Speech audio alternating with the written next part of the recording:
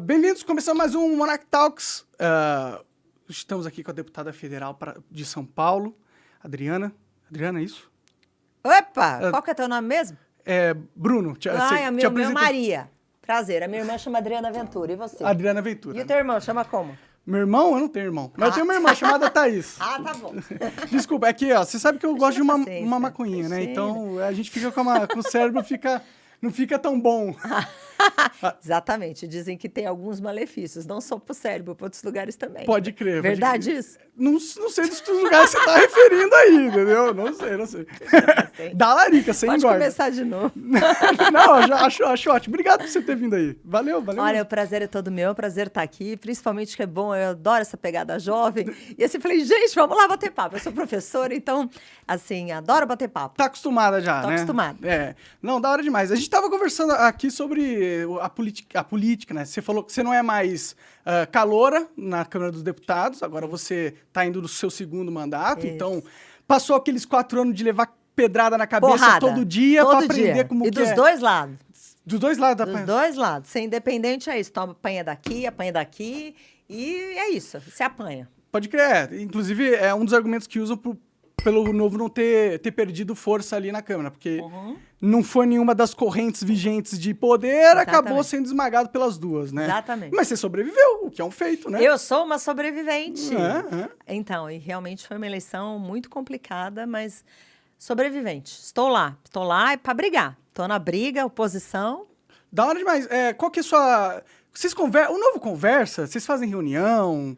Tem estratégia? Como que é? Como que é o Novo? Bom, Conta pra então, mim. o Novo, assim, primeiro que ele é um partido pequeno, né? Sim. Então, ele é um partido pequeno. Então, nós temos... A bancada é muito unida, os mandatários são muito unidos de maneira ampla agora. A gente teve, sim, crises pelo crescimento, todo mundo viu. Então, primeiramente, a gente passou por algumas crises de dores do crescimento, que eu chamo. E eu acho o fundador virou petista, tá ligado? o fundador... mas mesmo o fundador... Primeiro vamos começar a falar do fundador. O fundador que fundou o partido tal, só que depois não acompanhou o partido. Ele não tinha contato com os mandatários lá. É que ele queria ser o partido, né? Ele queria ditar o que o partido assim, né? Na verdade, ele nunca ligou para a bancada para falar como vai votar ou não vai votar. Mas existe uma questão, sim, que ele não era próximo da bancada e fazia críticas. E tudo isso eu acho que passa por um amadurecimento. Porque ninguém é obrigado a pensar 100% igual. A gente tem que ser livre para pensar. Claro. Eu lembro que uma vez ele fez um comentário e tal. E eu falei, ele tem direito de pensar como ele quiser, inclusive discordar da bancada federal. Ele pode discordar o que ele quiser e tá tudo certo. Como indivíduo, sim. Lógico. Então, eu acho que principalmente o Partido de Liberdade tem que ter essa autonomia. Eu brincava aqui, Novo 30 tons de laranja. Então, você tem aquele mais ou menos aqui e tem aquele menos aqui. Vamos que vamos. Pode crer. Então, hoje, o que eu vejo? É um partido que está amadurecido, é um partido que está mudando, os princípios continuam os mesmos, a gente continua Mas vocês conversam? Tem estratégia? Tem plano? Tem, mas é claro que tem plano. Mas agora, qual que é o plano? Presta atenção. Vamos primeiro falar das estruturas dos partidos, tá? Porque o que acontece? Quando ele surgiu com a proposta, não existia o que existe hoje, de partidos multimilionários, cheio de dinheiro. Tem partido que tem 1 bilhão na mão para fazer o que quiser. Enfim. Então, era uma competição completamente desleal. Mas, no início, a proposta, além de ser super diferenciada e tal, falava pessoas comuns podem ir para a política. Né? Então, isso empolgou muita gente. Só que alguns erros foram cometidos no caminho. Falta de comunicação, um deles. Falta de saber lidar com os erros é outro. Teve muitos acertos e muitos erros. E entre mortos e feridos, estamos aqui, estamos conversando. Tanto assim que hoje se discute dentro do partido, mexer em coisas, por exemplo, a questão do fundo partidário, por exemplo, a questão de coligação. Há um amadurecimento natural de sobrevivência na política. Né? A gente não pode ir para a guerra... A gente não pode ir para a guerra, porque a gente pode ter a crítica que for. Mas, por exemplo, quando você vai para uma guerra, quando você vai para algum lugar com uma bazuca, todo mundo com bazuca e você com estilinguinho, existe uma questão de sobrevivência que os filiados estão discutindo. Então, é isso que está acontecendo agora. Estão querendo usar fundão, então? Novo fundão não, a gente nem tem fundão mais, porque a gente devolveu tudo, né? Sim. Existe uma questão do fundo partidário, de usar rendimento de fundo partidário, que perguntaram para todos os filiados. Então, o partido está conversando, tanto com os filiados, que não era uma prática recorrente, porque todo mundo ali, muito cá entre nós, ninguém tem dia de política. E todo mundo foi aprendendo dia a dia. Então, a gente apanhou pra caramba, cometeu erros, que é natural, né? Tanto assim que a gente via algumas brigas entre si, de pessoas internas, via dirigente com mandatário. Então, realmente, eu acho que passado esse período, o Novo está consolidado, é um partido que tem uma marca, é um partido que tem mandatários de boa qualidade, Eu todo fiquei mundo sabendo vê. que o Novo tem um novo dono. Quem é o Novo Eu dono? não lembro o nome do cara. Mas tem que lembrar o cara. Como assim não lembro, Eu fiquei sabendo que fiquei sabendo. tem um cara agora que tá mandando no Novo. Não Foi diga. o que me disseram. Ai, Foi mas, o que me mas disseram. escuta, se você não conta nem o milagre nem o santo, fica bem difícil, É né? que eu não lembro mesmo, senão eu contava. Mas então, aí você é do Novo, você podia me dizer se é verdade ou não. Mas se é mentira, eu tô aí até você me pensando fala, quem é o novo dono do Novo. Não, existe um presidente agora. O que acontece? Qual que é o nome dele? Talvez Eduardo Ribeiro. Não sei se era esse. Não, ele era dirigente estadual, ele é o presidente, ele está reformulando, e o que eu estou achando muito interessante, só para você ver como, assim, a coisa está sendo repensada, porque, na minha visão, ainda é a única plataforma que, tudo bem, não tem o poderio, não tem aquela bancada enorme, não tem... Né, a competição fica um pouco desleal, só que, por outro lado, é o partido onde a gente tem liberdade. Nenhum cacique manda na gente, fala como a gente tem que votar, a gente não tem rabo preso para ninguém. Então, se tiver que subir lá em cima e falar mal de um projeto, se tiver que ir lá criticar orçamento secreto, aquela barganha, aquele toma lá da cá, aquela moeda de troca, a gente sobe sem medo, porque não tem ninguém para fazer nada com a gente, assim, a chantagem. Lá a gente não tem que abrir não, a gente não é boi no pasto, que nem muito parlamentar que tem 200, 300 mil votos nas costas, não tem coragem para subir lá e sempre falar nada. Mas vocês têm coordenação? Existe um setor de inteligência dentro do Novo? Existe, então, o que está acontecendo? O Diretório Nacional agora trouxe, inclusive, ex-mandatários para o Diretório Nacional. Então, a gente tem, por exemplo, o Thiago Mitrô, que era deputado federal do Novo, agora está no Diretório Nacional, a Marina Helena veio. Então, tem pessoas que estão repensando e fazendo essa estratégia, tanto de conexão como de crescimento. Porque é ingênuo, e foi ingênuo pensar que um partido, no meio dessa selva, desse zoológico, poderia sobreviver fazendo coisas de um jeito muito ingênuo, muito não sei o quê. Então, a gente continua com os mesmos princípios, continua com os mesmos valores, porém, com estratégia e sendo pragmático. A gente precisa ser pragmático. Mas, por exemplo, de um em um mês você se reúne com o pessoal do Novo e aí os mandatários. Então, assim, tem palestras sobre análise do que está acontecendo no mundo e as posições do Novo e o que eles acham que são importantes para o futuro. Rola essas coisas, assim? Rola, existe a Fundação Novo, porque, que traz esses debates. Por exemplo, por mais que as discussões que eles façam são discussões que eu não acho. Não, mas eles têm um centro. Mas eles têm um trabalho de base fudido. Eles têm, e sem contar que eles têm, assim, décadas e décadas a mais fazendo isso, e tem toda uma aprendizagem também que a gente... Mas existe uma Fundação Novo que está repensando também posicionamentos, fazendo estudos, e mesmo também fazendo essa questão de boas práticas, como deveria ser. Porque uma coisa é falar, o liberalismo em si é lindo, só que na hora da parte prática, como é que a gente resolve os problemas do Brasil sendo liberal? Inclusive está embaixo, viu, o liberalismo na internet hoje em dia. E com o Congresso que a gente tem, a questão é, tudo bem, a teoria é linda, mas e aí? Sim. Como é que vocês vão governar? Como é que vocês vão fazer? E eu acho que o Zema e o Adriano, que estão no Executivo, estão dando exemplos disso. Talvez não seja do jeito perfeito que a gente acha, talvez não seja na velocidade que a gente esperava, mas está indo. São sementinhas que a gente vai plantando. Entendi. Mas, por exemplo, qual que é a visão do Novo em relação à guerra que está acontecendo hoje em dia? E as mudanças na geopolítica? A China crescendo, os Estados Unidos perdendo aquela posição hegemônica de polícia do mundo. Qual que é a visão do Novo? Olha, o que você falou antes, né? Perguntando claramente para todos assim, vocês se reúnem todo mês, discutem várias pautas, que nem você está falando da China, da geopolítica, da mudança, dessa hegemonia. Não chegamos nesse estágio ainda. Entendi. Na verdade, o que está acontecendo hoje dentro da Fundação? A gente, primeiro, o foco está sendo em como resolver os grandes problemas que temos aqui dentro ainda, dentro de educação, dentro de saúde e tal, porque a gente não dá conta de tratar de segurança, saúde e educação de uma maneira mínima, básica. Basta ver que saúde é uma vergonha, educação a gente é o último de ranking. A gente passa vergonha para tudo, né? E segurança eu não preciso nem falar, né? Os bons se trancam em casa e os bandidos ficam solto armado. Sim. Querem tirar a arma dos bons para se defender e deixam os bandidos armados. É assim que funciona. Então a gente não chegou ainda nessa evolução, mas já há um planejamento sim dentro dos tópicos da Fundação.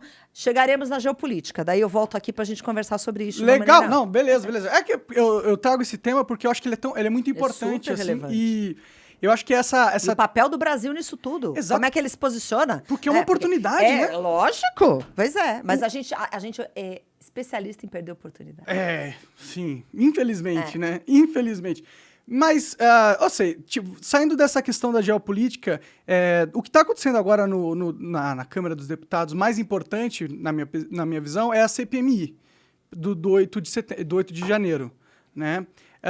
Como que você está vendo isso tudo? Você assinou essa Claro CPMI? que eu assinei. Epa, como não assinei? Quero Como saber, não assinei? pô. Claro, então, claro que eu assinei essa CPMI, claro que estou ocupando, inclusive, eu estou no grupo de deputados que assinaram a CPMI, é o grupo de oposição, a gente tem um grupo. E a questão toda é, e aí, o que faremos? Porque uma coisa é você assinar, mas, de qualquer maneira, a gente é refém de presidentes da casa para instalar. A CPMI, eu acho que eu conversei com o Gustavo Gaia, ele disse que a diferença da CPI para a CPMI... Tem Senado junto. É que tem o Senado junto e não precisa do presidente pautar. Ela é automaticamente pautada a partir do momento que as assinaturas são coletadas. Então, foi o que ele disse para mim. Não, então, aliás, eu vou contar uma coisa. Existe uma coisa que chama regimento, né? Existe o regimento da Câmara, existe o regimento do Senado, existe o regimento do Congresso Nacional, mas tudo que tem no regimento, você esqueça, porque a vontade que basta é a vontade dos presidentes. Então, dito isso, a regra e as regras não vêm sendo cumpridas e os regimentos não vêm sendo cumpridos há muito tempo. Basta ver as barbaridades que são feitas no plenário, seja da Câmara, seja do Senado e seja do Congresso Nacional. Então, e existe também uma questão na Câmara, que eu acho que você já deve ter percebido, que lá é presidencialista, totalitarista o negócio. Tudo se passa pelo presidente, pede para o presidente, seja qualquer uma das duas casas. Então, eu vou responder de uma maneira muito prática para você. Independentemente do que tem que ser, se depende de um presidente, se depende do outro, se depende dos dois e tal, só vai acontecer se eles quiserem. E ponto. E vou além. Eles têm um poder com os líderes partidários. Existe uma questão de, olha, líderes, converse com os deputados do seu partido assim, assim, assado. Infelizmente, é assim que acontece. E eu não vejo... E eu fico no grupo perguntando assim, quem que vai? Vamos lá cobrar o Lira para instalar? Vamos lá, não sei o quê. O que falta ainda é realmente, agora que já passou as eleições, já começou, as pessoas já se ambientaram nesse primeiro mês, que não aconteceu quase nada lá, de realmente pegar isso pela manga, estava todo mundo meio amedrontado com o Xandão. Xandão. Sim, a gente viu, a gente estava todo mundo amedrontado, todo mundo que eu quero dizer, tinha deputado lá que estava calado, outro que estava sem conta, outro claro, o cara, ele é alto e todo poderoso, ele conseguiu me ferrar. O cara lá em Brasília, ele escreve um papel e destrói minha vida. Tipo, não destruiu minha vida mesmo, de verdade, mas... Não, você tá aí. Sim, mas se eu fosse um cara menos preparado, né? Se eu não tivesse tido uma construção de vida que eu tenho, eu tava fudido. Mas assim, voltando aqui pra... E acho que é por isso que eles ficam com medo, né? Então, o que acontece? Na verdade, ficou todo mundo em alguns momentos no ano passado. Eu lembro que eu tentei, eu mandei, assim, ofícios pedindo reunião com o Alexandre de Moraes. Eu queria falar assim, vem conversar. Porque existe um parlamento, você tem deputados federais eleitos, senadores eleitos, e canetadas monocráticas, que mudam um monte de coisa, que passa por cima de lei, que, sabe, extrapola completamente a função dele. E o Senado, que não faz nada, eu falei, né, e eu estava coletando assinatura para a comissão geral, para chamá-lo para a comissão do plenário, uma comissão geral. Vem ele é conversar. Obrigado a vir, se vocês coletarem. Não, ele não é obrigado a vir, mas ele, eu imagino que quem defende a democracia teria que ir. Ele tá dos eleitos do povo. Assim, eu entendo. Deveria ser isso, certo? Se eu fosse ministra, eu iria. Claro. Naturalmente. Corretamente. Então, assim, muitos deputados assinaram. Eu acho que a gente chegou a 100 assinaturas. Mas o fato é que eu não consegui. E fomos algumas vezes na casa do presidente Lira para falar, defenda o parlamento. Defenda a Câmara dos Deputados. E o que ele falava? E teve uma vez que a gente até sentou lá, acho que em 40 deputados, 50, falando assim, escuta, e aí? Né? A casa não tem que ficar de joelhos. A casa é soberana. Né? E o Senado... E a resposta dele foi o quê? Vou falar, me dei um dia. Enfim, ficou nessa. E, na verdade, em parte prática, que não foi feito. Pode crer. Parece que ele resolveu a questão de um deputado ou outro que estava com conta bloqueada, não de todos. Mas, assim, o que acontece? O buraco... Você percebe que você está descrevendo para mim um parlamento que parece um parlamento chinês, não parece um parlamento democrático? Mas eu acho que é um parlamento chinês. Então, você acha que é justo a gente continuar chamando o Brasil de democracia? Porque... Não, essa é a grande discussão. É uma democracia ou uma ditadura? Porque a gente está vivendo uma ditadura. Se a gente vê um mandando, os outros não sei o quê, então há uma ditadura. Isso todo mundo está vendo. Porque a partir do momento que as pessoas têm medo, será que eu posso publicar isso? Um parlamentar não vai na tribuna porque tem medo de falar. Sim. Né? Então, assim, agora tudo isso, deixando claro também, até assim... Existe uma coisa que eu acho que muitos excessos foram cometidos. Aí a gente pode até entrar em outras discussões de liberdade de expressão e tal, que eu acho que nem é o caso, mas independente disso, que as pessoas, uma está passando em cima do poder da outra e está extrapolando suas funções. Então você, né, no caso, por exemplo, que a gente estava falando do ministro Alexandre de Moraes, ele não pode ser julgador, acusador, ele faz, ele acontece, e daí eu pergunto, se o Senado não faz nada, que era quem deveria fazer, quem é legítimo para fazer, porque o pessoal cobra os deputados. A gente pode agitar, pode coletar assinatura, pode ir para a tribuna, pode fazer. Mas quem pode fazer e tem a prerrogativa de fazer é o Senado Federal. Então, assim que vários tweets eu falava assim, Senado, cadê você? Senado, porque eles que fazem essa batina e eles que podem fazer impeachment. Mas se o Senado está acovardado dessa forma, se o Pacheco transformou o Senado em vergonha nacional, por que votaram nele de novo? Expressivamente, assim. Eu sei que teve uma reação, até inesperada. Teve uma reação. Mas a gente teve o Girão, que foi candidato, depois o Marinho. Mas não foi. Mas aí a gente tem que entrar no outro ponto. A grande reforma que a gente tem que fazer é a política. Porque essa reforma, essa política que a gente tem, completamente fisiológica, e essa corrupção aceita, inclusive por cidadãos, porque quem coloca as pessoas lá é todo mundo que vai lá e vota, ok? Vamos deixar isso claro. Daí a gente entra naquele leque maior. É a tal da educação que nós não temos. O cidadão tem que ser educado para tudo. Para falar de fake news, para falar para a gente, se a gente quiser discutir, o guarda-chuva amplo que está faltando aqui, e que é isso que eu brinco, que a esquerda, de uma maneira muito astuta, quer deixar todo mundo na burrice, quer deixar todo mundo ignorante. Por isso que a educação é um lixo, a gente é o último do ranking, ninguém aprende nada, os alunos passam sem saber nada, aquela coisa. Porque quanto mais burro, melhor. Para ficar ali, toma uma cestinha básica, fica aí, cala a tua boca. É isso que acontece. E dentro desse contexto, a gente vê que continua o fisiologismo. O Rodrigo Pacheco e o Arthur Lira foram eleitos, mas vamos ser claros, foi aprovado 1,5 bi para eles fazerem negociata com o parlamentar. Você chega no parlamentar, te dou 50 milhões aqui para você mandar de emenda para não sei onde, te dou... Cara, assim, é muito complicado, porque a estrutura permite e a maneira que está construída é um fisiologismo a toda prova. Pois é, aí você fala, precisamos fazer uma reforma política. Porra, concordo com você pra caramba, inclusive, mas como? Como? Então, eu vou te contar, tá bom?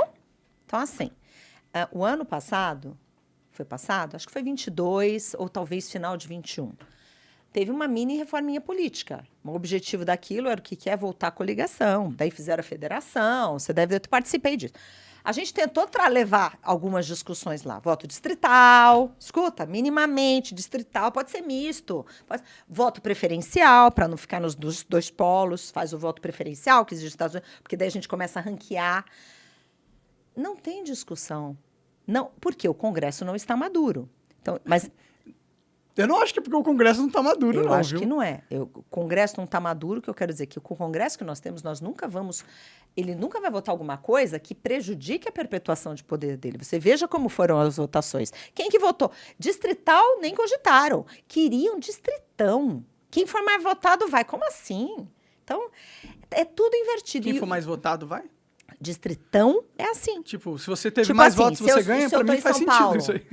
Não, é uma maneira mais simples, mas é o pior sistema político do mundo, porque daí você passa a ter aquele personalismo. Personalismo. Então, por exemplo, quem foi mais votado em São Paulo? Quem foi mais votado em São Paulo? Foi o Boulos? Depois foi a Zambelli? Depois foi não sei quem? Mas a gente tem o personalismo de qualquer jeito, né? Existe, por isso que eu estou falando. O sistema, ele é todo distorcido. E Sim. com o dinheiro na mão dos caciques, que tem um poder absurdo, ele fica mais distorcido ainda. Porque mesmo você pega um deputado que tem 200, 300, 400 mil votos na mão, ele quase não faz nada. Ou então ele se torna refém de um cacique. Sim, só que você não está me dizendo como, você está dizendo como não dá. As coisas que... voltando. Como que a gente sai dessa? Porque, isso, eu concordo. A reclamação é fácil. Essa é uma pergunta impossível para você, sabe por quê? Eu não tenho essa resposta. Porque ninguém tem, porque é impossível. Não mas como. O que eu estou querendo dizer, e a gente volta para o guarda-chuva, porque a gente está num círculo bem maldito, e desculpa, assim, é horrível falar maldito, mas a gente está no círculo maldito de perpetuação, onde ninguém vai largar o osso, eles têm dinheiro e poder para não deixar novos entrantes, eles têm... E vai orbitando, então, voltando. E mesmo quem entra, não tem... Ele entra Então, só para mas ser um... isso só vai acontecer nessa limpeza de ir melhorando a qualidade dos parlamentares que teve lá, pela melhoria do voto. É o único jeito, não tem outro. A menos que caia uma bomba lá, mate todo mundo. Bom... Eu não sei como que resolve isso, entendeu? Pra ser sincero. Mas tem outro jeito? Sabe aquele problema de ficar cínico? É isso, Sei, entendeu? você já tá... Eu já tô meio cínico. Você já tá descrente, Eu já tô né? descrente. Eu acho que essa porcaria não vai melhorar. Eu acho que... A menos que realmente alguma coisa que mude o tom aconteça. Então, a minha grande esperança é essa movimentação geopolítica, entendeu?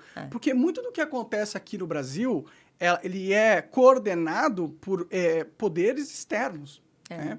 Existe toda essa cultura woke, né? Imagino que você já ouviu falar, que é hoje uma pauta que alimenta a militância da esquerda e que foi usada como arma política nas eleições para cancelar inimigos políticos e perseguir pessoas. Isso é uma cultura desenvolvida e promovida pelos americanos, não é nem numa parada brasileira, entendeu? Então, o que isso me indica? Indica que existe uma estrutura de poder maior do que a estrutura oligárquica aqui brasileira, que é a oligarquia americana, e eles têm relação direta com a nossa oligarquia, e, portanto, a nossa oligarquia nos vende como colônia, o nosso território, vende a população territória, em troca de favores desses caras que são muito mais poderosos no âmbito global, entendeu?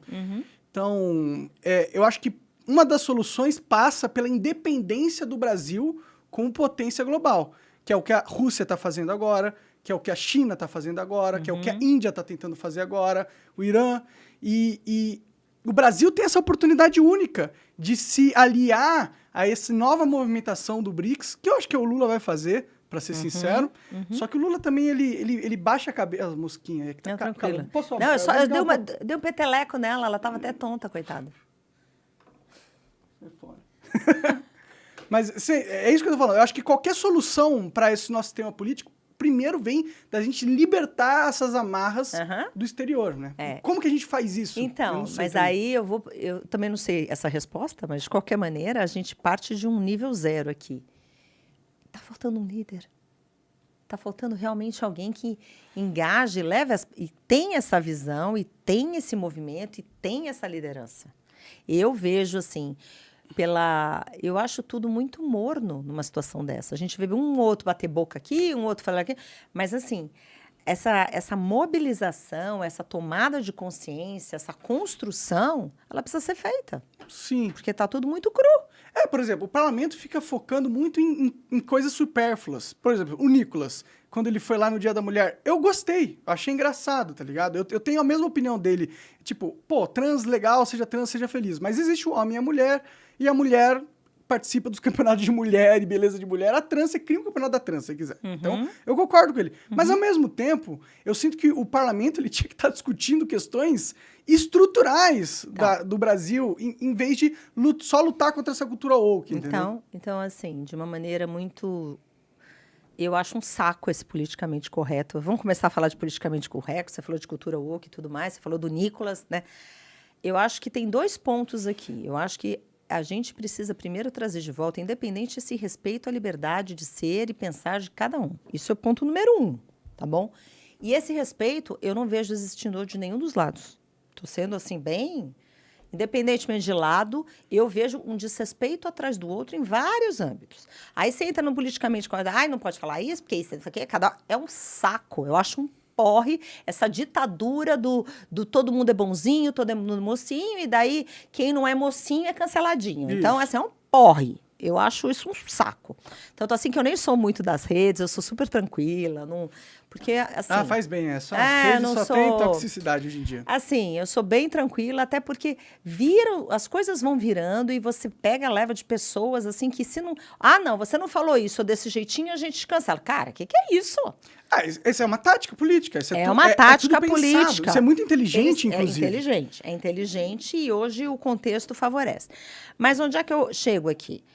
Os grandes debates, você tem toda a razão. As prioridades do país não são discutidas, os temas relevantes não são discutidos. Eu fiquei 2 anos na Comissão Mista de Orçamento. Eu até hoje espero, e você estava lá e falei assim, quando é que a gente vai discutir? Onde que a gente tem que tirar, onde é que a gente tem que colocar, o que é prioridade, como que a gente vai priorizar? É tudo assim, todo mundo assim. O que vocês ficam falando lá, normalmente? Nada, assim, nada, na minha visão, nada relevante. Então, a gente tem vários problemas para serem resolvidos. Primeiro que lá é discussão nacional. Então, você tem que olhar o todo, tem que olhar o sistema. Lá você vê um monte de deputado federal que devia ser vereador e está lá por engano. Porque ele está preocupado em asfaltar a sua rua na cidade do interior que tem 3 mil habitantes. Sério? E assim, eu tô brincando sério. Deputado federal... Eu estou falando sério, eu não tô brincando. Caralho. Assim, teve até uma discussão no relatório lá que alguém fez um pedido, eu peguei e falei, desculpa, isso é coisa para tratar com o vereador. Isso é vereador. Ah, não, mas aqui a gente vive nos municípios. Ótimo, mas tem vereador no município. Aqui a gente tem que falar pautas relevantes para a nação, como é que a gente faz essa distribuição, como é que a gente faz o pacto federativo, como é que a gente faz uma coisa, porque lá tudo é errado. A representação está errada, a distribuição está errada. Ali há uma completa distorção onde os cidadãos... os habitantes, os cidadãos, não têm isonomia. Então, o cidadão de São Paulo vale menos que o cidadão do Amapá, que o cidadão lá de algum outro estado, de Roraima. É um absurdo isso. Sim, sim. Porque isso eu estou falando em termos de voto, estou falando em termos de representatividade. Por que o estado de São Paulo é sempre massacrado? Assim, né, não tem retorno das coisas. Então, é uma vergonha o que acontece. Então, a gente começa com aquela justiça básica. Depois você vai para o outro lado, você vai para a questão de pautas prioritárias. Não existe discussão de pauta prioritária. Ali tem um bando de, tal, então a gente aprova um monte de coisa que é feito prático no dia a dia e nas coisas relevantes de reverter para o cidadão, é feito quase zero. Fica um fla-flu, um lacração de cara. Vira só supérfluo. Ação midiática. É só isso. ação, assim, são ações midiáticas. Imitada a lacração para ganhar seguidor na rede e garantir algumas reeleição. coisas relevantes foram aprovadas na última legislatura. Foi coisas estruturantes, mas foram poucas. Sim. Pouquíssimas. Não foi suficiente, Brasil, não né? vai mudar. E tanto assim que a gente continua a vergonha na educação, a vergonha na saúde, a vergonha em tudo. Por exemplo, tá tendo uma revolução tecnológica com inteligência artificial, robótica, drone, essas coisas no mundo inteiro. O Brasil simplesmente não produz essa tecnologia. A gente não... Tipo, se tem, é muito pouco, entendeu? Então, o que vai acontecer com o Brasil daqui 30 anos, quando todos os países tiverem aderido à quarta revolução industrial, tiverem robôs automáticos construindo tudo para eles, e o Brasil ainda, sei lá, do jeito que a gente é, lá, produzindo milho pra caramba, alimentando todo mundo, mas sem nenhuma tecnologia. E vendendo, na verdade, matéria-prima, ao invés de vender produto acabado para ganhar. A gente não refina nem gasolina, não desenvolvendo tecnologia, eu acho que realmente isso é um grande problema, mas a questão é a mentalidade. Quando você vê, inclusive, falando do novo governo, né? E mesmo coisas que estavam melhorando a vida do cidadão, que a gente viu, essas facilidades, né? iFood, Uber, não sei o quê. Você vê o ministro, eu estava do lado dele quando ele falou. Se o Uber sair do Brasil é problema dele. Fala, oi, 1 milhão de empregos, oi, sabe? Então, é um retrocesso atrás do outro. Você fala, não é possível. Então, eu acho que o cidadão, nós e todos, a gente tem um papel fundamental de não deixar voltar demais para trás, porque a tendência é essa. Além de não entrar e ficar para trás, a gente pode desandar muito do que a gente andou. Sim, com certeza, porque essa revolução implica em todos os trabalhos que hoje são feitos por humanos serem substituídos por máquinas. Não, isso assusta, né? Lá nos Estados Unidos já tem McDonald's que ninguém trabalha no McDonald's. É tudo automático. No Japão tem hotel assim. Pois é, então a gente está entrando numa nova fase da sociedade onde o trabalho, a mão de obra desqualificada está ficando cada vez mais irrelevante e o Brasil, nesses últimos 30 anos, só produziu mão de obra desqualificada. Exatamente. E aí a gente vê, por isso que é o meu desespero, né? A gente vê essa ditadura que está acontecendo nas nossas instituições e ao mesmo... Porque se fosse uma ditadura igual a na China, só que os caras que estão ditando são espertos, tá ligado? Estão trabalhando pro futuro, para serem relevantes. Para as próximas gerações. Até por egoísmo deles próprios, para eles se manterem no poder de uma forma relevante, competir com o mundo. Tipo, o oligarca chinês, ele quer ser foda, ele quer pôr o dedão na cara dos Estados Unidos. Mas o brasileiro, ele é feliz em ser o vira-latinha dos Estados Unidos para sempre. Pior do que isso. É o vira-latinha, eu nem vou tantos degraus acima de ser vira-latinha dos Estados Unidos. Ele quer resolver o probleminha dele, da ruinha dele, do negocinho dele, da perpetuação dele, dane-se o resto e dane-se o país. Eu acho que é pior que isso. Sim, e se ele quisesse resolver a ruazinha dele, tipo... Até resolveria. Mas ele nem quer isso. O que ele quer, na verdade, é continuar no poder. É isso. É um jogo do poder pelo poder. É perpetuação. Pois é, né? E como que a gente muda isso? Você é deputada, pô. A gente tinha que mudar essa parada, meu. Então, a gente tinha que correr, a gente tinha que causar uma sensação na sociedade de que o tempo está acabando, porque é verdade. O tempo realmente está acabando. Não dá pra gente ficar aqui, Lula, Bolsonaro, e aí tem a China trabalhando pra caralho, criando indústria, a Rússia trabalhando pra caralho, e a gente aqui, qual que é o futuro dessa nação, entendeu? O futuro dessa nação, do jeito que está indo, eu concordo que é desesperador. Esse desespero que você tem, eu tenho todo dia, toda semana, quando sai uma pauta, eu falo, mas o que tem de importante aqui? O que a gente está discutindo de relevante? Agora, por exemplo, vou dar um exemplo, a questão de reforma tributária.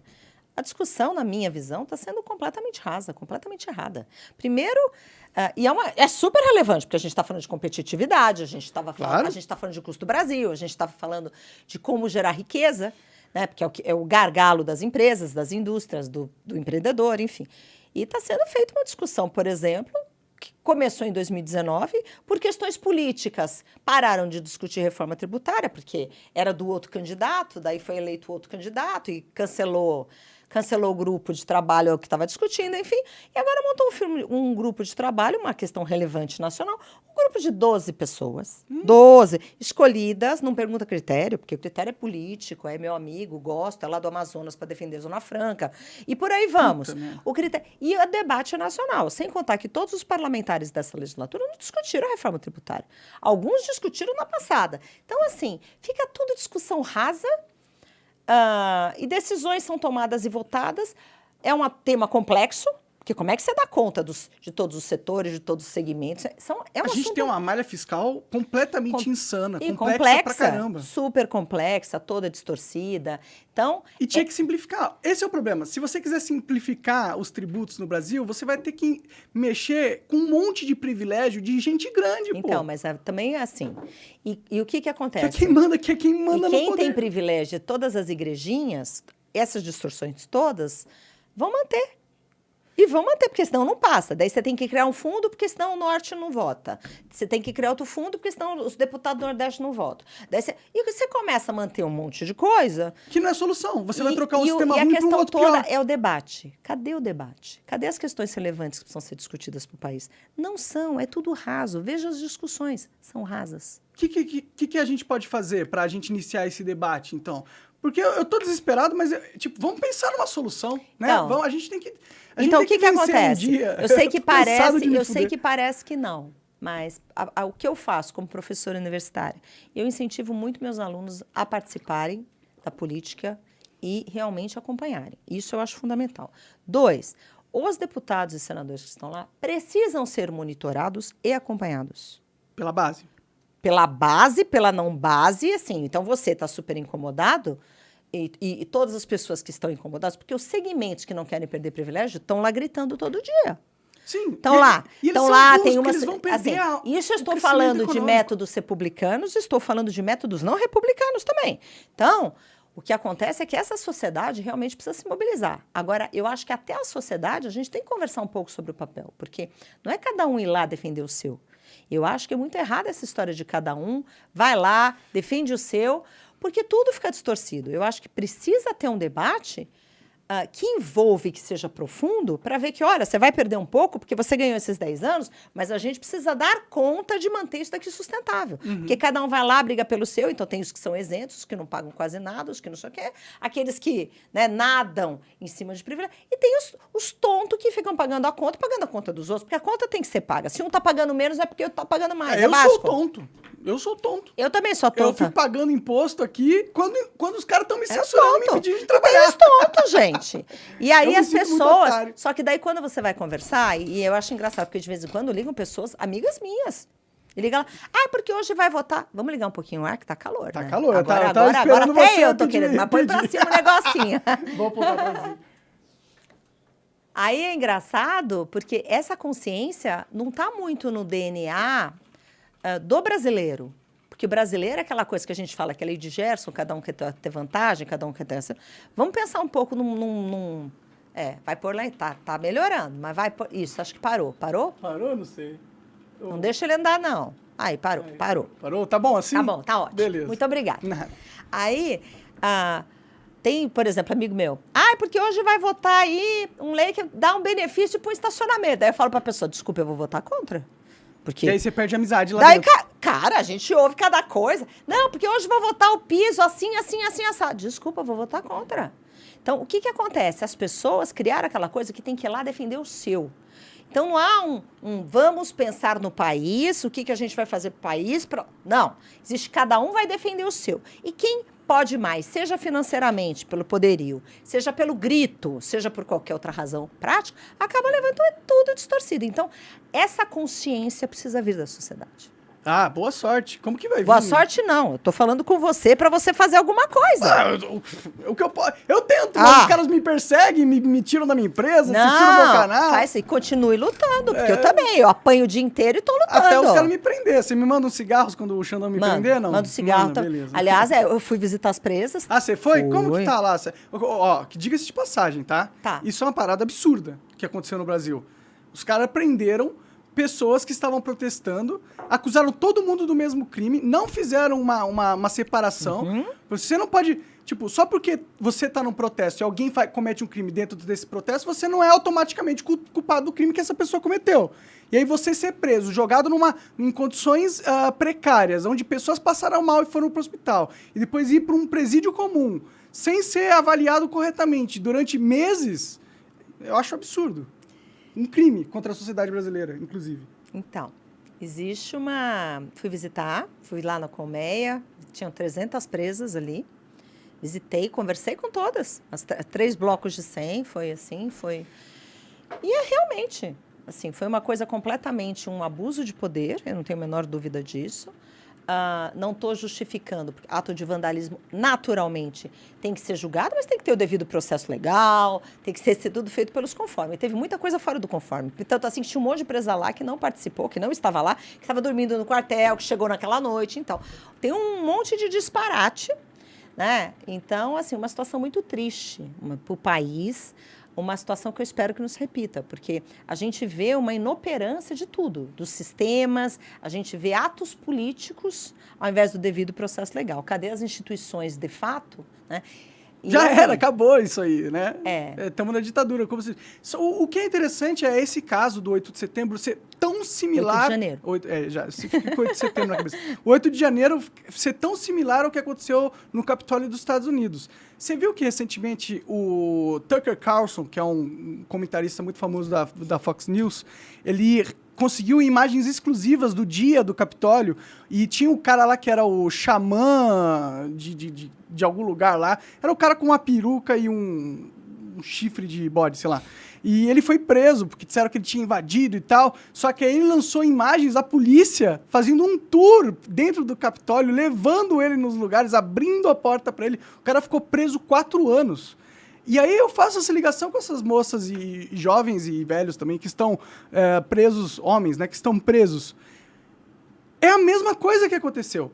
Parece que o sistema é o mesmo. Por isso que eu falo da oligarquia internacional, entendeu? Porque o jogo que a nossa oligarquia está jogando é simplesmente a mesma coisa que o deles. Então, é uma conexão muito forte, sabe? Eu acho que tem muita coisa que precisa ser explicada do dia 8 de janeiro, por isso que a gente, inclusive, está batalhando para que a gente, primeiro, instale essa CPI, para primeiro ver omissões, o que a autoridade sabia.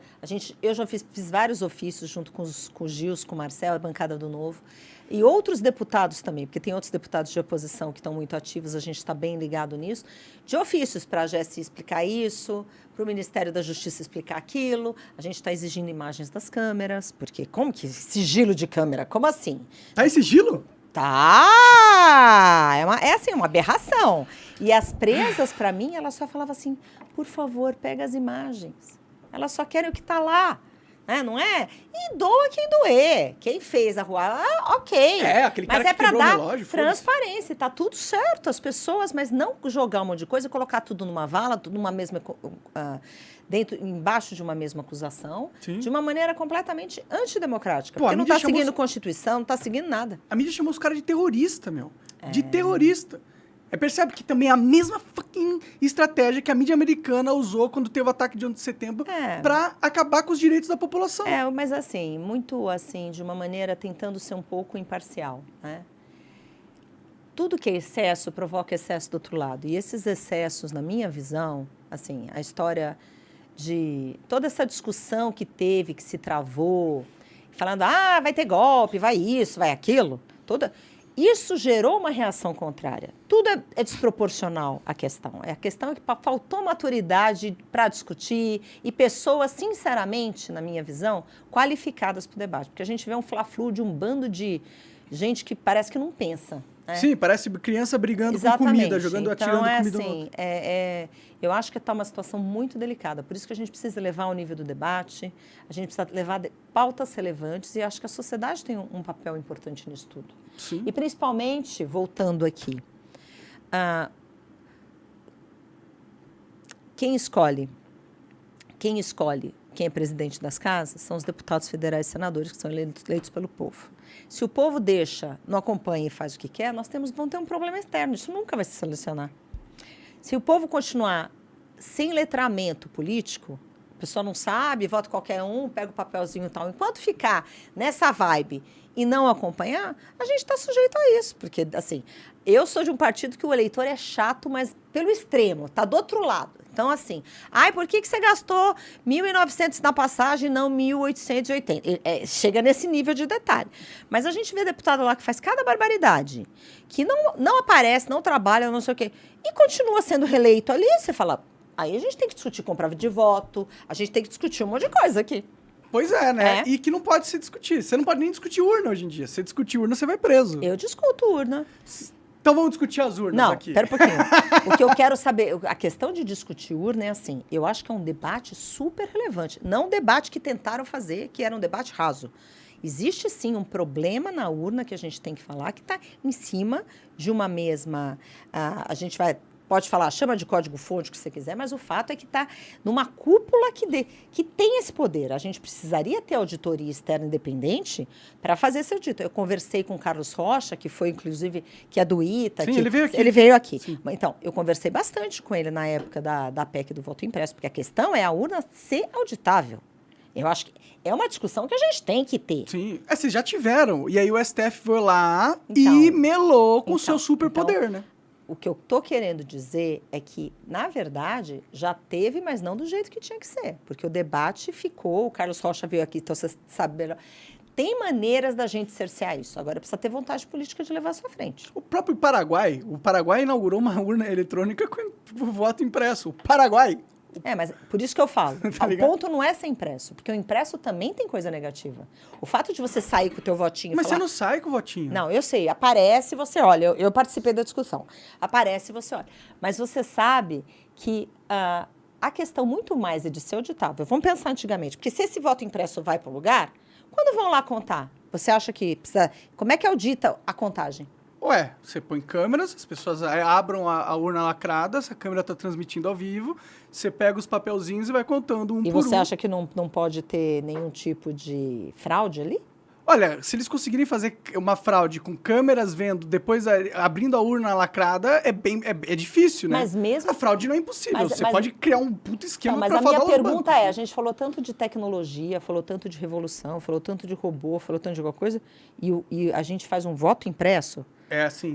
Então, é assim, é o que... Na verdade, era o que foi discutido e o que estava sendo discutido. Não, Agora, o que eu conversei com a Carlos Rocha, porque eu não sou especialista no tema, então é por isso que eu conversava com ele e falava assim, a gente precisa fazer alguma transformação que realmente audite de uma forma tecnológica e tenha outros entes, porque a questão é que a mão e o poder está tudo em cima, né? Está num lugar só, que é o TSE. Sim. O poder está no TSE, ponto. Sim, a verdade é que eles mandam na urna e eles sabem o que acontece lá de verdade. E como não existe confiança, a gente vive uma crise de confiança. Sim. Eu acho que essa é a grande questão. Sim.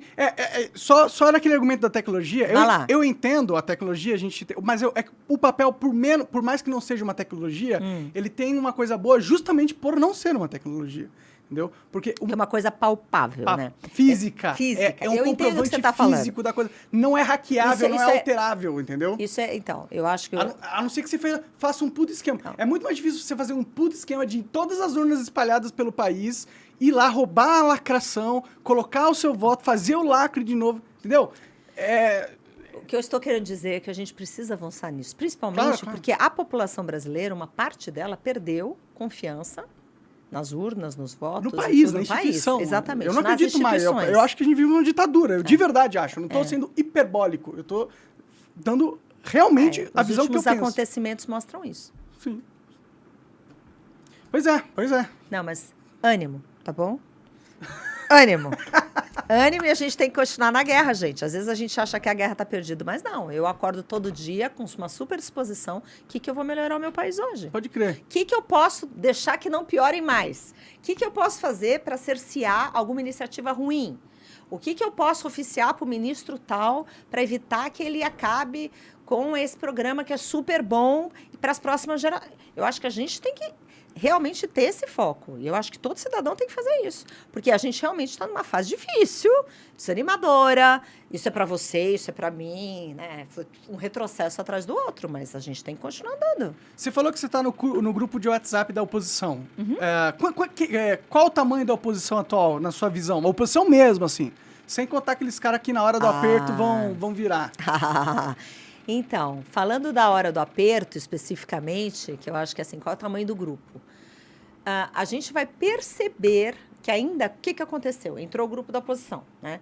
Então, na verdade, tem vários que entraram ali, só que tem vários que estão sendo cooptados ali, né? Assim, a gente vai começar a perceber o tamanho e quem realmente dá para contar quando começarem algumas pautas chave para o governo, polêmicas, e que gerem retrocesso. Porque daí a gente vai ver quem é quem não se deixa levar por isso, quem não vai atrás de conversa, quem vai contra a cacique e acredita realmente e que realmente vai votar de acordo com a sua consciência, quem não vai atrás do cacique, quem não vai ser coagido pelo presidente da casa. Quem vai exercer o poder político para o povo, né? E não só para quem vai representar a população. E eu acho que você chegou no ponto X, porque a grande pergunta agora é quem está lá representa a população? Eu acho que essa é a grande questão. Porque a gente está falando da sociedade que elege o representante. Aí o representante chega lá, a sociedade nem tchau. E a questão é, representa? Não, eu não me sentia representada em 2018. Tanto assim que eu virei política. Uhum. Falar, cara, vou lá, vou ajudar, ou então vai alguém legal que eu vou ajudar a ser eleito. E dentro dessa questão da gente querer mudar uma realidade, muitos entraram na política. Então, o ponto todo é, o cidadão de hoje representado, eu não acho. Eu cansei de subir lá em cima e falei assim, gente, a gente está aqui, quem que a gente está representando? Não é a população. Isso não é bom para a população. A gente está condenando a população cada vez mais a ser escrava, cada vez mais a pagar conta de elite, cada vez mais os pobres, e os mais pobres. Isso que é, assim, é tão perverso que acontece. E eu falo, é uma casa de lei que não respeita a lei e é uma casa do povo que não representa o povo. Pois é, né? Pois é. Por isso que eu não julgo tanto... isso foi o que me deu problema, que eu fui banido por causa que eu falei isso, que eu sentia simpatia para as pessoas que estavam no quartel e estavam protestando. Eu entendo essas pessoas. As pessoas que estavam no quartel... Uma pessoa muito desesperada e sem um conhecimento mais amplo do mundo, ela cai facilmente em armadilhas, igual as pessoas caíram. E elas caem nessas armadilhas com um sentimento justo de revolta, na minha opinião. Então, assim, vou falando das pessoas que estavam no quartel, até porque o meu posicionamento é sempre muito claro. Eu não sou bolsonarista, nunca fui. Tudo bem. Então, assim, Também não sou. Não, tô falando assim, até para quem nos ouve, assim, porque as pessoas às vezes ela é bolsonarista. Não sou bolsonarista. Sim.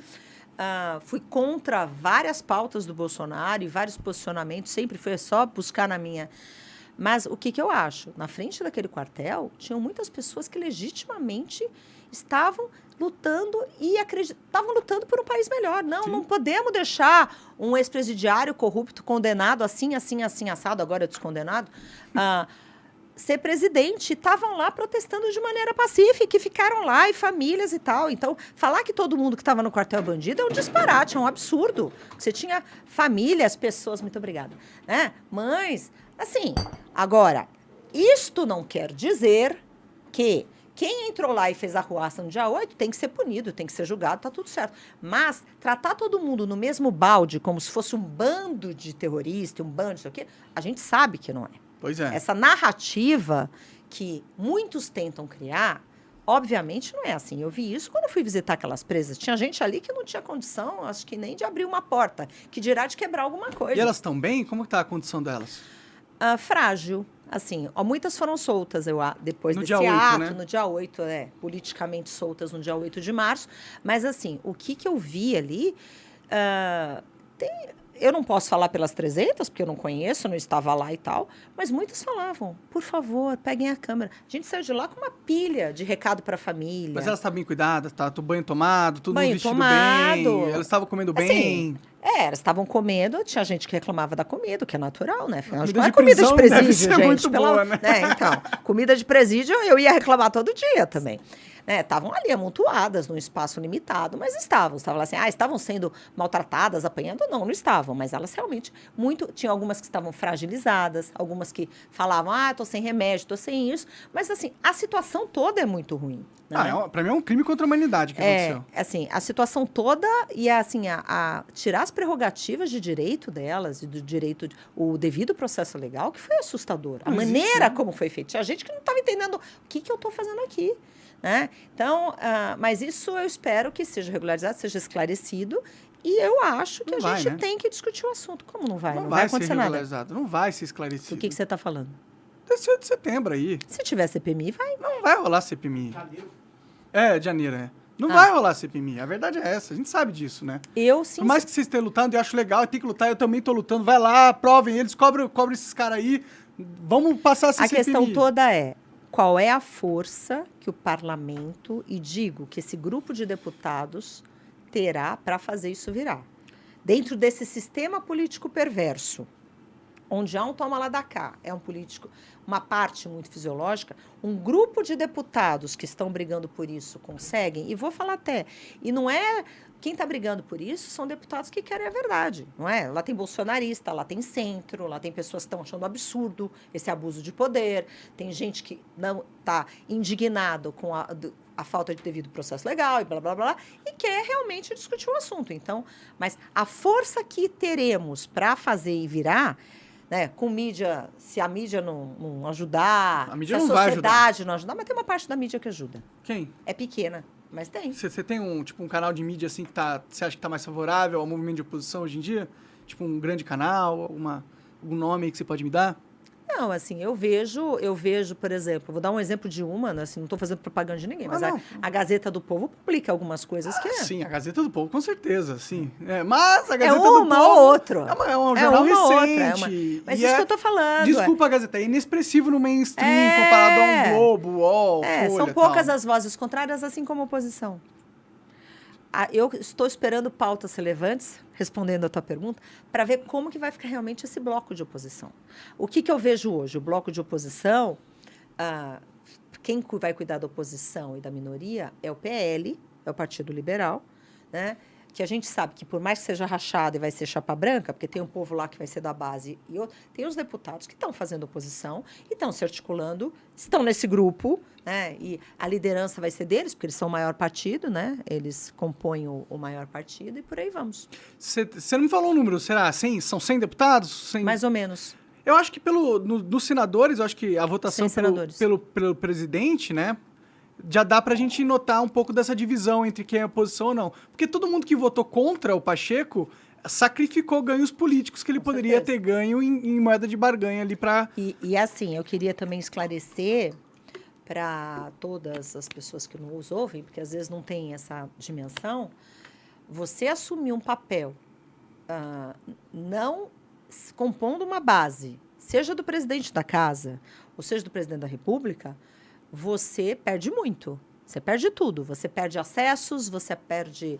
Assim, você praticamente é excluído de uma maneira ampla. Até para fazer relatoria, porque não tem critério. Lá, se chega na Câmara dos Deputados, ali no Senado Federal, os critérios que tem lá é o que o presidente quer, o que o presidente escolhe. Então, não é, por que o fulano fez 40 relatorias e você não fez nenhuma? Porque o presidente escolheu. Por que no grupo de trabalho da reforma tributária tem 12... Por que quem relatou isso daqui é um deputado que não entende nada do assunto? Porque o presidente escolheu. Isso acontece muito. Fato. Como que faz para tirar um presidente do poder? Um presidente da Câmara dos Deputados, por exemplo? Então, eu não passei por isso. Assim, ele é eleito, eu não passei, eu não sei. Deve ter alguma Deve forma. ter algum né? mecanismo. É que eu não Pergunta passei pro chat por isso. GPT aí, Coca, como que faz pra... Como tirar um presidente da casa. Da casa no Brasil, né? Pergunta pra ele aí. Mas assim, cá entre talvez nós... seja uma boa, mas boa cá entre missão. nós, como é que... Vou dar o exemplo do presidente da Câmara, né? O presidente Arthur Lira. Ele teve 430 votos. Foi impressionante o apoio Sei que lá ele se teve. foi mais que isso até. Mas assim, foi impressionante. Mas a minha pergunta é... Você votou nele? Não. Tá bom, boa. Eu não votei nele. Gostei. É óbvio legal. que eu não vou. E ele sabe que eu não votei nele. Maravilha. Tá, até porque eu fui falar com ele. Não tem... Mas, assim, existe uma... Mas a questão é que você perde, né? Eu acho que teve 2 candidaturas, teve do Marcel e do Chico Alencar e o Arthur Lira. Sim, você não vai ganhar comissão, E daí você não vai ganhar um monte de coisa. nada, Não vai não ganhar ganha orçamento nada. secreto, não vai vir tão Não, recheado. Mas assim, o orçamento a gente não pegaria. Eu não pego nem os extras que tem lá, que são aspas legalizados, comissão mista de orçamento, que tem... todo participante ali tem X milhões para indicar. Legal. Eu não pego nem essas porque a gente começa a entrar num jogo que depois a gente perde o direito de falar, entendeu? Pode crer. Você vai... Você acaba se contaminando, é isso que eu quero dizer. Porque o sistema, ele tem uns biscoitinhos, né? Que ele vai descendo pra te Tem. lurar pra cada Tem, vez umas mais perto do gratificações. sistema, né? E assim, eu também quero também tirar essa... Eu não tô aqui para criminalizar, porque criminalizar algumas políticos. Porque nós Alguns temos... tinham que ser. Não, pera um pouquinho. Tem muitos que tinham que ser, não é alguns não, tá bom? Mas nós temos bons políticos ali. Ainda que pensem diferente de mim, votam diferente. Fala 2 nomes aí. Hã? 2 nomes de bom político, na sua opinião. Fora você, claro. O Marcel e o Gilson, tá bom assim? O Van Hatten e o Gilson. Mas assim, voltando para... Emenda é uma cultura que, infelizmente, aumentou muito a proporção. Mas tem deputados que são sérios e que pegam aquela emenda e constroem um hospital naquela cidade. Necessariamente não é corrupto, não tem dinheiro de volta, né? Não tem propina, não vende emenda parlamentar. Então, nós temos bons políticos que participam desse jogo, desse modus operandi, mas isso não quer dizer corrupção. Então, isso também é bom esclarecer. Não, de certa forma, é bom que as pessoas vão ter hospitais, Aí né? vão ter dinheiro. Se for hospital, tá bom, né? Agora, se for só para asfaltar a rua que fica na frente da sua fazenda, nós temos um problema. Pois é, né? Que nem aconteceu com o Pois ministro da... Pois é. De algum Então, lugar aí. é. O que você tá achando do governo Lula? Você já conversou com os pessoal do governo Lula? Como que é o tratamento deles com quem é de oposição? Eles são simpáticos? Eles são agressivos? Na verdade, assim, os parlamentares comigo, até porque eu não sou a parlamentar que eu não xingo ninguém, eu não subo lá para pessoalizar e falar de ninguém, eu falo de fatos, eu falo de coisas que estão erradas, né?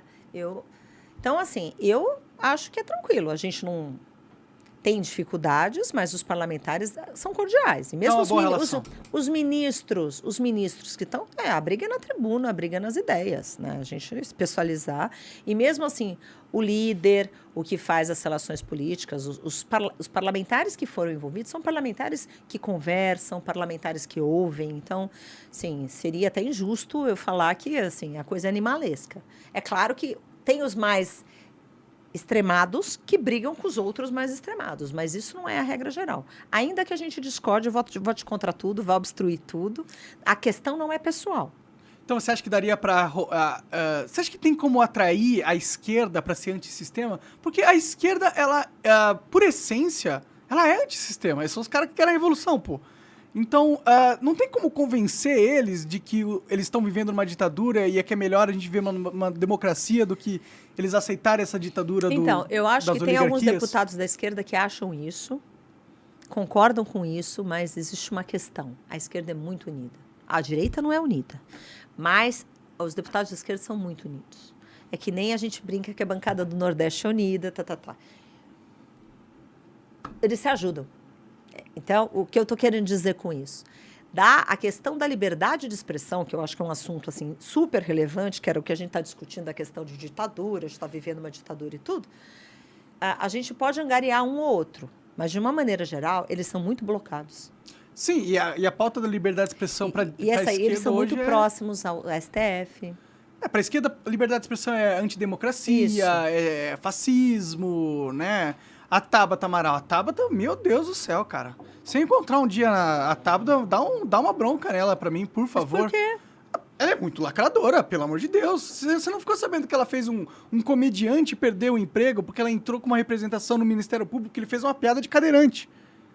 Então, mas aí eu vou voltar naquele outro assunto. Tá muito chato esse politicamente correto, não pode falar nada. Daí você vai num evento, então se não tiver uma pessoa azul, uma amarela, uma verde, uma laranja, uma não sei o que, não sei o que lá, sabe? Estamos indo contra. Então, esse politicamente correto é muito chato. Ela é uma das maiores promotoras desse politicamente correto. Né? Então... Por isso que eu quero que você dê uma bronca nela. Eu darei uma bronca nela em seu nome, tá bom? Combinado. Obrigado. Eu me dou bem com a Tabata.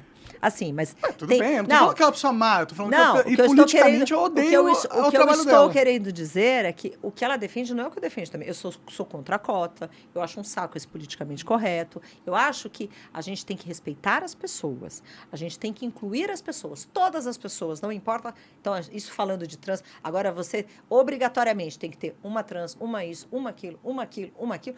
As pessoas perdem, inclusive, a naturalidade, muitas vezes nem tem... Chama todo mundo. Tem os que vêm e tem os que não vêm. Eu acho que essa que é a grande questão. Assim, você tem que escolher as pessoas pela competência dela, independente da sexualidade ou da cor, da mas esse aparência. movimento é muito forte e essas pautas e esse modus operandi tem reinado. E é por isso que a Tabata baixa a cabeça para isso e vira uma militante desse sistema, que é coordenado pelos americanos. Então. Né? Então... Por isso que eu quero que você dê uma bronca na Tabata aí, valeu? Porque ela acha que ela tá sendo ótima e tá ganhando pontos, tá... Eu não vou dar bronca, mas eu vou conversar. Tá parecendo virtuosa, não tá parecendo virtuosa. Você acabou com a vida de um comediante que fez uma piada, meu. Isso pra mim, num show de stand-up. Isso não é correto. Pra mim isso é coisa de gente ruim. É coisa de gente má. Coisa de autoritário. Pra mim, ela tá muito autoritária. Isso é autoritarismo. Né? Então, ela tá precisando de um puxão de orelha, assim, viu? Mas desculpa aí, tio, falar esse tópico com você. Mas é porque você fala que é contra a lacração e tal. Sou. Pô, e eu acho muito foda isso. Mas tem que combater os caras que promovem isso. Quando a Tabata fica promovendo isso, tendo um cara que... Eu acho que é negro, inclusive. O Bruno lá, não sei se é negro, mas... branco ele não é. Mas pega e faz o cara perder o emprego dele por causa de uma piada num show de stand-up. Meu, essa pessoa tem que perder pontos políticos. A sociedade tem que cobrar essa pessoa, assim. Mas as pessoas que não gostaram disso não votam na Tabata, certo? E o que empregou... Tinha que ser caçada por isso. E o que empregou o comediante e tal, tudo bem, também entrou dentro de uma pressão. Vou entrar no jogo dela agora. Então. Tabata, você tem que ser caçada pelo que você fez. Foi quebra de decoro parlamentar. Agora, isso eu acho que traz também um outro tipo de debate, né? A gente está falando politicamente correto, que é muito chato. Tá tudo muito chato, tudo tá exagerado, tá? Tudo tá, não pode falar isso. Às vezes as pessoas ficam, meu Deus do céu, será que eu posso falar preto, negro, tal?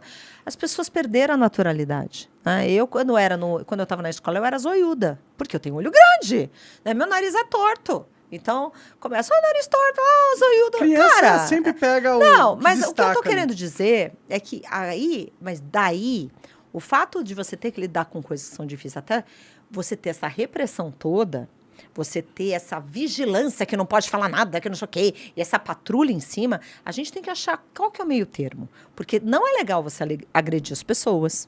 Não é legal você não respeitar as pessoas. Estou falando de fisicamente e verbalmente também, ok? Não existe agressão verbal, na minha opinião. Tá bom, então, mas Ou aí... violência verbal. Tá bom, beleza, vamos usar os nomes. Mas o que eu estou querendo dizer é que tem pessoas que cometem excessos desnecessários.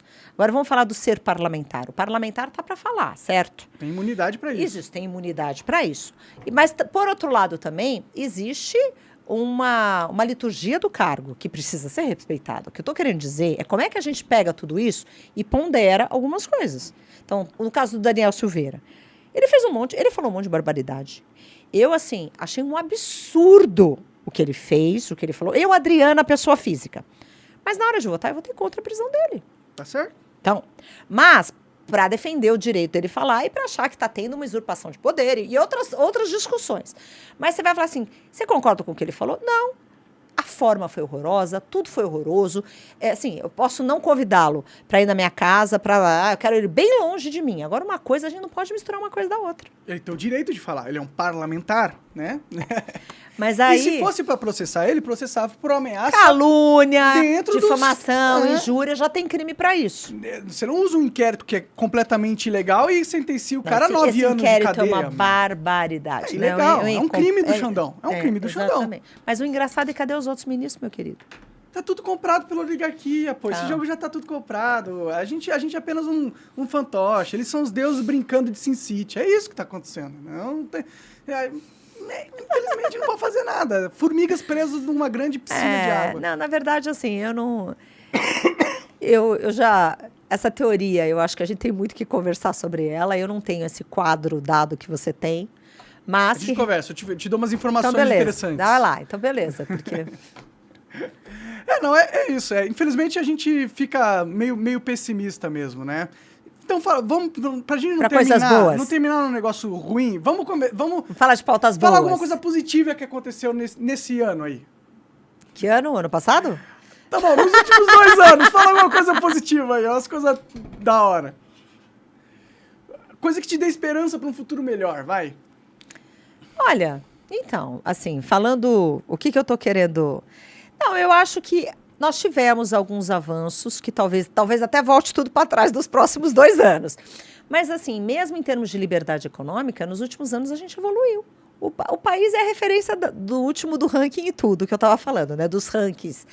Só que em liberdade econômica, que nós também, é uma vergonha, a posição do Brasil sempre foi, para repreender o ambiente de negócio nocivo e tal, nós demos passos importantes, né? Quando você começa a discutir, quando você aprova uma lei de liberdade econômica, quando você aprova Código de Defesa do Empreendedor, Código de Defesa do Contribuinte, do pagador de impostos, você começa a colocar um outro chip nas pessoas, falar, nossa, legal, nossa, tem abuso aqui, nossa, né, eu preciso ter liberdade, as pessoas têm que ter o direito de não querer serem CLT. Hoje eu fui lá na Expo Favela, e eu estava vendo uma palestra... O que é uma Expo Favela? É muito bacana, é uma iniciativa que já está, acho que já é, não sei qual edição que é, mas começou hoje, sexta, sábado, domingo em São Paulo, onde você traz todos os empreendedores para falar da favela, para expor o que faz, o que vende. É genial. A favela tem um ecossistema muito rico de empreendedorismo. Não é só isso. É um ecossistema que acho que é o maior colégio eleitoral, o maior que o de São Paulo. É o maior tudo. Sim. Então, o que é genial? Por isso que os esquerdistas ficam usando eles. E não é só isso. E, geralmente, as pessoas que vivem em comunidade, elas são muito empreendedoras, porque elas têm que se virar. Elas têm que ser empreendedoras. Elas têm que ser empreendedoras, elas têm que sobreviver, elas não têm o Estado no cangote, não tem nada. Tem então saneamento básico. E elas se vivem de uma maneira, elas sobrevivem de uma maneira linda. Então, ali está mostrando tudo que elas fazem, tudo. Então, tem lá as exposições dos empreendedores, é uma coisa maravilhosa. E eu estava na Expo Favela, eu já até esqueci o que eu estava falando antes. Ah, lembrei. A questão da liberdade. De liberdade de empreender, de liberdade de fazer. Nem todo mundo... E tinha uma empreendedora que deu um relato ali na palestra, né, tinha um relato dela ali, que falava assim, eu nunca quis ser trabalhadora de carteira assinada. Eu não quis ser trabalhadora de carteira assinada. Eu queria ser minha própria chefe. Então, quando eu percebi que eu trabalhava numa farmácia e eu fazendo umas X maquiagens por mês, tal, eu larguei meu emprego e agora eu sou empreendedora e ganho muito mais, tal. Então, a gente colocar esse chip nas pessoas, quando você coloca uma lei de liberdade, quando você fica discutindo o ambiente econômico, é genial, porque o Brasil está para trás, e ficam discutindo CLT, umas coisinhas ali de 1940, e só fala de direito. Aqui é um país que todo mundo só tem direito, ninguém tem dever, então a gente tem que rediscutir essas coisas. Então, foi empolgante ver que avançamos em algumas pautas, desburocratizamos algumas coisas. Agora, a luta é para não voltar tudo para trás, mas teve muita coisa boa. Eu sou autora da lei da telesaúde, da telemedicina. A gente está 20 anos atrasado. É a única coisa que vai viabilizar a SUS. Se você perguntar, Adriano, o que tem de legal, a gente tem que discutir com isso, telesaúde, telemedicina, prontuário eletrônico, sabe? Porque o SUS é insustentável. Essa ideia é bonita da dignidade, mas do jeito que ele está construído, ele é insustentável, do jeito que ele é gerido, com tanta má gestão, com tanta corrupção, com tanto problema. Então, o fato de ter sido aprovado começa a abrir uma porta para viabilizar. Então, teve coisa boa. Então, mas a gente agora está na guerra da oposição. Então, contem comigo. Eu te agradeço muito o fato de estar aqui, viu, Monark? Conte comigo para debater, para esses outros assuntos e para levar coisas ao Congresso. E para quem nos ouve, eu peço, Por favor, participe, cobre deputado, vamos manter a nossa liberdade, a liberdade de expressão, as liberdades essenciais, as nossas liberdades precisam ser defendidas. Pois é, o Holliday acabou de ser perseguido novamente, foi posto naquele inquérito ilegal do Xandão. Então, aí, o meu apoio ao Holliday aí, que tá sendo perseguido politicamente, como muitos outros foram. Então, é uma merda. Ô, Adriana, só tem 4 perguntas, a gente pode responder, a gente finaliza? Então, beleza. Traz as perguntas aí pra nós. Beleza, eu vou ler aqui pra vocês. O cara fez as perguntas bem no começo do podcast, então se tiver alguma coisa que já foi falada, beleza, a gente nem responde. Ó, o Márcio Ilus que mandou aqui, ele falou assim, ó. Como estão divididas as comissões? Márcio, as comissões, só também ilustrando a pergunta do Márcio aqui, para quem não sabe, nós temos comissões temáticas e tem muita lei que nem vai para o plenário, que são aprovadas direto nas comissões. Tem pessoas que não sabem disso, acham que tudo vai para o plenário. Não, tem muita lei que começa e acaba nas comissões. As comissões eram 24, que é um absurdo, aumentaram para 30, então elas foram instaladas esta semana. Então, separaram algumas, porque por que aumentaram o número de comissões, que na minha visão não é bom? Para ter mais presidente, para ter mais negociação de cargo, para ter mais essas coisas. Então, elas começaram, e daqui para frente a gente vai ter que lidar com 30 comissões ao invés de 24, que já tinha aumentado para 24 e 30. Quem sabe ano que vem talvez seja 40. E toda essa comissão tem um gasto público para ela existir? Na verdade, assim, a Câmara tem um orçamento, os cargos estão ali. Para aumentar cargo efetivamente, você teria que aprovar mais cargos. Entendi. Né? Isso, na verdade, é redistribuído, mas a questão é que é mais poder, você começa a retardar mais, as discussões ficam mais complicadas, elas ficam mais morosas. Então, assim, muita comissão eu acho um problema. E você começa a fragmentar. Por exemplo, por que cultura tem que estar separada de educação? É tudo uma coisa só? Na minha visão, que nem tinha seguridade social, saúde, família, não sei o quê, que é tudo em cima de um grande guarda-chuva. Você começa a fragmentar, o projeto de lei tem que passar em mais comissões, isso gera mais comissões especiais, tem outros problemas que vão gerando. Pode crer. Uma comissão faz uma lei sem ser aprovada pela maioria dos deputados? Faz, várias. Então existe aquela, tem vários tipos. Então, por exemplo, proposta de emenda em Constituição, PEC, tem que ir para plenário. Tudo que é de ordem criminal acaba indo para plenário. Entendi. Mas muitas leis ordinárias, por exemplo, se eu quiser obrigar um pet shop a colocar brinco em todo cachorro. Estou dando um exemplo. Então, todo cachorro agora tem que ter o brinquinho com o nome do coisa. Então, vai para a Secretaria-Geral da Mesa e fala assim, onde tem que passar? Tem que passar na CCJ, que é a Comissão de Constituição e Justiça, tem que passar na dos animais, de proteção dos animais, sei lá, estou viajando aqui, e tem que passar na Seguridade Social e Família. E se tiver custo, vai para a CFT. Ele passa nessas comissões e não vai para o plenário, acaba nas comissões, entendeu? Entendi. Então, pouca coisa vai para o plenário. O que acontece? Né? Existe uma coisa que chama regime de urgência, vocês devem ter visto, estão votando a urgência de não sei o quê. O que é isso? Estão tirando das comissões, porque dentro do processo legislativo, em tese, para o plenário iriam poucas coisas, mas antes de ir para o plenário tem que discutir em comissão, porque comissão é onde se discute, onde você faz audiência pública, essas loucuras de protocolar uma PEC num dia, ou um projeto num dia, aprovar urgência no plenário e votar no plenário direto, é uma loucura com o processo, porque não tem debate. Então, quem acha que, olha, aprovou a lei, nem discutiu, nem chamou, foi péssimo porque aconteceu, faltou discussão, é porque nas comissões isso não foi feito. Então, é um problema. Tem muita lei que é aprovada lá que eu não fico sabendo. Porque eu não estou nas comissões. Eu não estou nas comissões. Aprovou isso lá na comissão. Não sei, não estou em Minas Energia, não estou em transporte, eu não tenho como saber. Para mim isso é absurdo, que a transparência fica zero e o controle da população sobre o que acontece na lei lá fica é bem reduzido. insano. Isso faz parte do jogo, é bem insano. Talvez seja por isso que tá tão podre, né? Bem insano. Manda a próxima aí, Cocão. Beleza. Deixa eu ver aqui. Foi do Márcio Luz também a pergunta. Ele falou o seguinte. O Márcio deve ser amigo de vocês. Vocês falam, pergunta lá pra ela. Pergunta lá pra ela que não tem pergunta. Vai. Tem alguma proposta legislativa em tramitação sobre Bitcoin? Tem. Teve até um grupo, não sei se era grupo de trabalho ou comissão, porque tudo virou grupo de trabalho, né?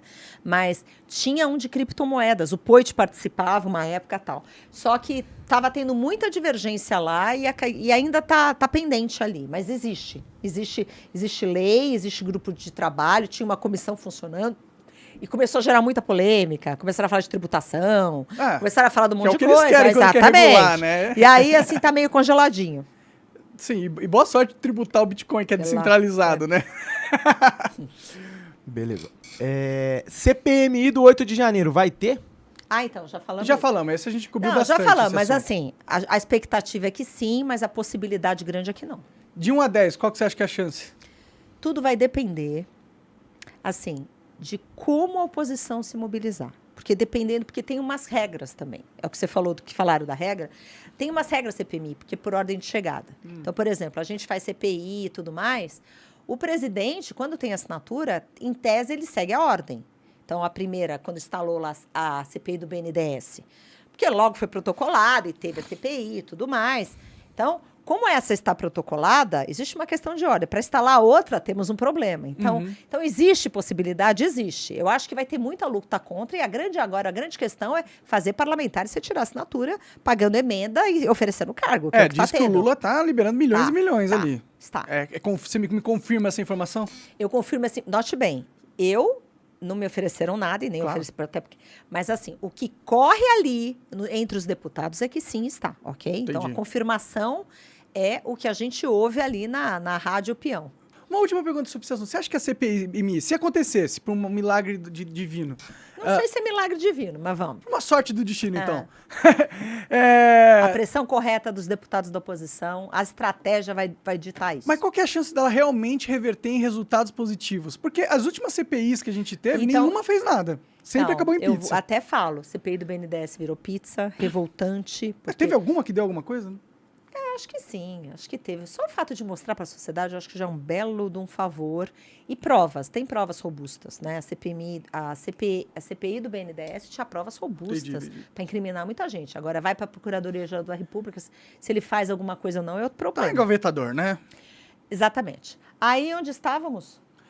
Eu estava no 8 de janeiro, e você me perguntou... Se tem chance de dar certo, se rolar, entendeu? Chance de dar certo, a gente sabe que por um acaso disso não pode dar. Agora, de efetivamente fazer alguma coisa, na minha visão, o que vai selar isso é o Senado Federal, com o balanceamento das assinaturas e o andar da carruagem. Porque quanto mais difícil fica a coisa, maior sobe o preço de negociação e negociata, certo? Entendi. Então, a questão toda, quem vai dar o tom, na minha visão, são os senadores, porque vai ter que empichar. Então, vamos supor que a CPMI apure isso teve... Os senadores vão ter peito para fazer isso? Independência. A questão não é só independência, porque eles têm um líder partidário, porque senador, em tese, ele é PJ, a gente brinca, né? Por quê? Ele é PJ. Ah, porque é voto majoritário. Não tem essa coisa de partido e ser refém de líder de partido. Entendi. Senador cara mais independentão. Independentão, vota como quer, não segue muito, sabe? Então é diferente. Pode crer. Então vamos ver como é que o Senado vai se comportar. Legal. Beleza, a última aqui é do Eric Moura. Ele falou o seguinte: boa noite, amigos. Parece que o autoritarismo estatal está crescendo no mundo. Será mesmo que o rumo que seguiremos será uma sociedade distópica tipo 1984? O apocalipse passou de medo para a esperança. Falamos sobre esse assunto. Eu acho que essa mudança toda pode ser positiva para o Brasil se a gente souber surfar. Não, a questão é essa. Ou pode ser muito negativa se a gente não surfar. Eu acho que nós temos, no meio dessa crise toda, a gente tem uma oportunidade. A questão é qual é a estratégia, né? Você perguntou isso, tem uma estratégia? Você estava falando do... Mas a questão agora é a estratégia. Eu estou vendo, a oposição está mobilizada. O grupo está mobilizado, a gente vê que tudo que a gente sempre falou que a esquerda fazia muito bem, os 30 primeiros inscritos das comunicações sempre era oposição e tal. A oposição, a gente está trabalhando para isso. Se escrever rápido, ir lá, os assuntos que todo mundo vai falar, como vamos bater. Então, isso é necessário, porque a direita, de uma maneira geral, sempre foi muito desarticulada. Isso foi um dos grandes problemas do último governo, foi esse. Aquela desarticulação absurda. Para mim, eles ficaram focados nas redes sociais e esqueceram de fazer o trabalho político sistêmico, né? É inexperiência, porque a maioria lá é tudo novatão. Pode crer. Bom, 4 anos passados, talvez a gente tenha uma nova chance agora.